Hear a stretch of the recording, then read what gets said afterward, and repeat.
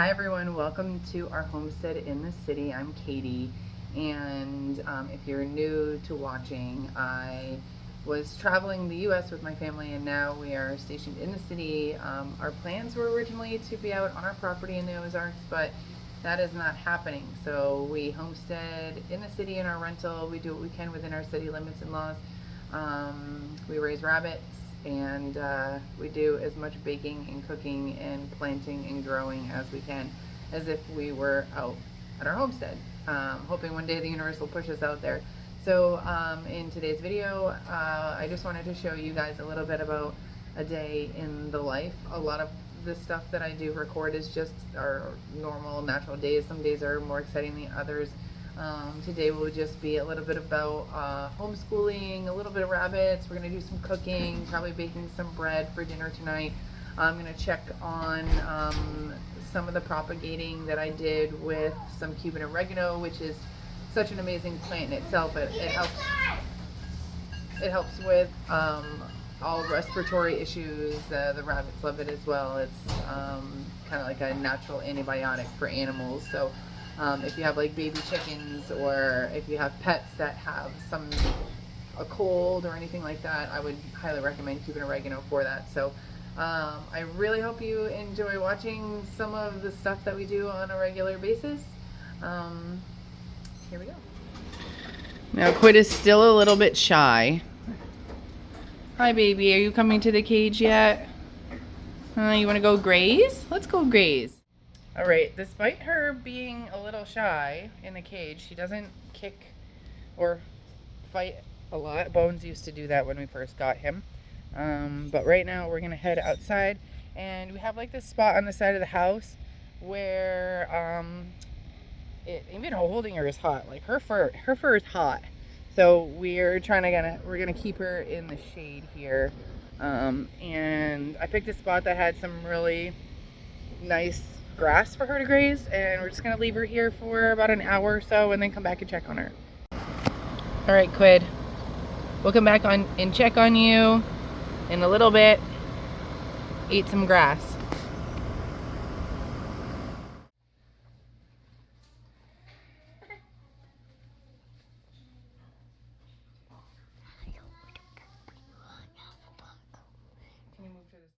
Hello. What are you guys doing today? So I'm making a manifesting box. It's like this. I drew a picture of it a long time ago. You had it in your head? Yeah. So I'm making a box like this, and then you write down what you want, curl it up into like a little ball, and then place it in here. And then you write when you closed it and when you're gonna open it. I closed mine today, so that means in a year from today I'm going to open up mine. And what's inside of it? Things that I want in the future and stuff. Oh, awesome. And for you, sir, today we're working on your words, reading, sight words. All right, let's do it. We're gonna nurse you. All right, ready? Good job. Hold on to that one. Craft. Good job. Pizza. Good job.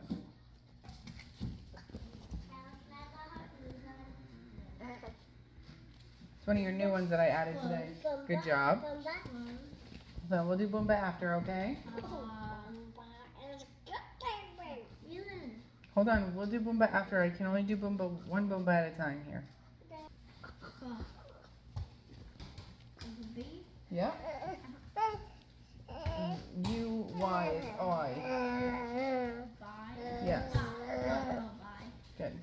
I'm not even going to pretend like our house is not crazy all the time, because it's crazy all the time. So for me to think that I can shoot a video and it not be loud or crazy, it's insane. So if you have an issue with this, just keep scrolling. But right now, I need to make bread.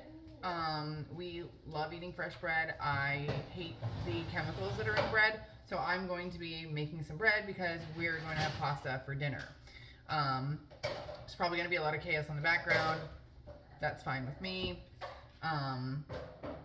Now, the ingredients that you're going to need are so minimal for bread. that it's insane. And once you make this recipe that I'm going to show you here, you can make any bread items. You can make pizza, you can make cinnamon rolls. So you're going to need a tablespoon and a cup. All right. If you want to go ahead and be fancy and use a liquid measuring cup like we're supposed to, you can, because we're going to have to put some hot water in this. Now, for any and all recipes that involve bread, this is what I'm just going to tell you. How much water you put in depends on how much flour you need. That's really it. So if you don't want to make a really big recipe, then you're going to use less water. Yeah, you'll probably use a little bit less of the other ingredients too, but honestly, I've done this and not had to really measure, and it still comes out fine. You can use active yeast. I personally, I'm at the very end of my inactive yeast, so I'm going to do this first. Now, if you have active yeast, you can literally just throw it right in and mix it up and go. But for me, what I have to do, because I have inactive, is I have to use some warm water. And I hate using microwave. My microwave is literally just there to raise my dough. I don't use it for anything. So I'm going to use, we have filtered tap water. And we just have to make sure it's, you know, maybe around 100, no more than 100. No more than 110 degrees. We have a tablespoon of organic sugar cane. The sugar helps to feed the yeast. I've tried it without it. I didn't see a huge difference when my yeast was active. When it's inactive, I see a difference. All right, look at those bubbles.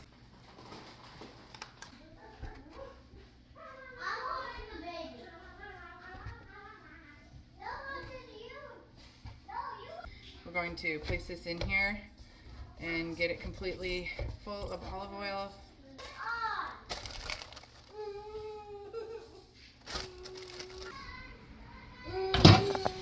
This is BB. BB is due to kindle any day now. Archer just went down for a nap, which is a great time for me to go outside and do any planting that I need to get done. The kids are playing, like I like to call it, improv. They're playing anything that they can make up, making costumes, things like that. They're doing that right now, so they can do that on their own. It's a little windy. I hope you can still hear me, but this is Cuban oregano. This is such an amazing plant. And what you would do is you take these leaves right here and you can boil them in water if anybody is sick or has a cold. And it's unfortunate, but I'm seeing some of these leaves are dying off, but that's okay because there are some others that are sprouting, and I don't want to tug this too much, but if you feel the leaves and they feel really firm, it means that the roots are coming through.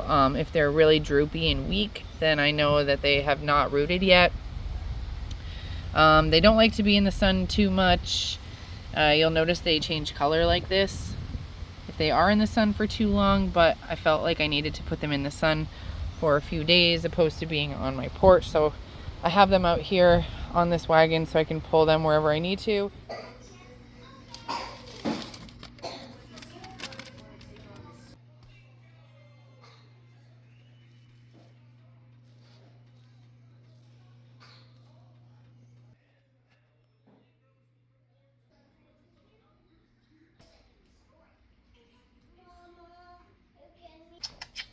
Archie just got up from his nap just in time. The bread timer is about to go off, so we're gonna have some fresh bread.